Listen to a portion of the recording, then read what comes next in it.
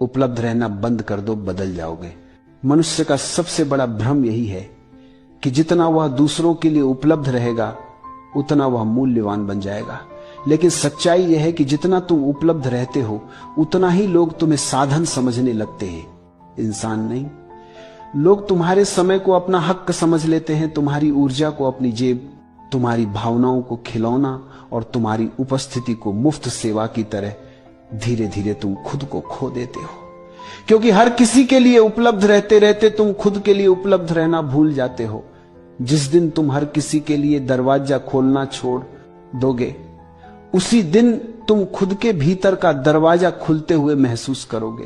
लोग जो हमेशा उपलब्ध रहते हैं वे सबसे ज्यादा थकते हैं, सबसे ज्यादा टूटते हैं और सबसे ज्यादा इस्तेमाल किए जाते हैं। दुनिया कभी किसी को नहीं कहती कि बस तुमने काफी दिया। दुनिया लेने में थकती नहीं, इंसान देने में थक जाता है। क्योंकि दुनिया वही चीज गंभीरता से लेती है जो दुर्लभ हो, जो हर समय उपलब्ध हो। वो धीरे धीरे लोगों की प्राथमिकता से भी हट जाता है। तुम सोचते हो कि उपलब्ध रहकर लोग तुम्हें पसंद करेंगे, लेकिन सच उल्टा है। बहुत ज्यादा उपलब्ध रहो, लोग तुम्हें हल्का समझने लगते हैं। जितनी आसानी से तुम मिल जाते हो उतनी ही आसानी से लोग तुम्हें भुला देते हैं। उपलब्ध रहने का नशा बड़ा खतरनाक है। स्वीकृति का नशा, जरूरी महसूस होने का नशा, दूसरों को खुश करने का नशा, यह नशा आत्मा को जला देता है।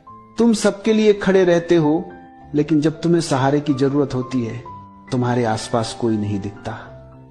क्योंकि दुनिया मान लेती है कि उपलब्ध रहने वाला व्यक्ति खुद संभल जाएगा और तुम अंदर ही अंदर टूटते रहते हो। क्योंकि तुमने कभी ना कहना सीखा ही नहीं। ना कमजोरी नहीं है, ना सीमा है, ना दीवार है जो तुम्हारी ऊर्जा की रक्षा करती है, ना वह शुद्ध शक्ति है जिससे तुम खुद को वापस पाते हो।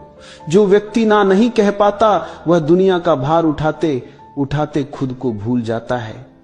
जब तुम लोगों के लिए कम उपलब्ध होते हो तुम अपने लिए ज्यादा होते हो।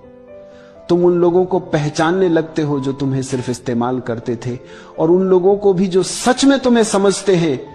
तुम धीरे धीरे महसूस करते हो कि तुम्हारा समय कितना मूल्यवान था, तुम्हारी ऊर्जा कितनी पवित्र थी और तुम कितने साल उन लोगों पर बर्बाद करते रहे जिन्हें तुम्हारी कदर ही नहीं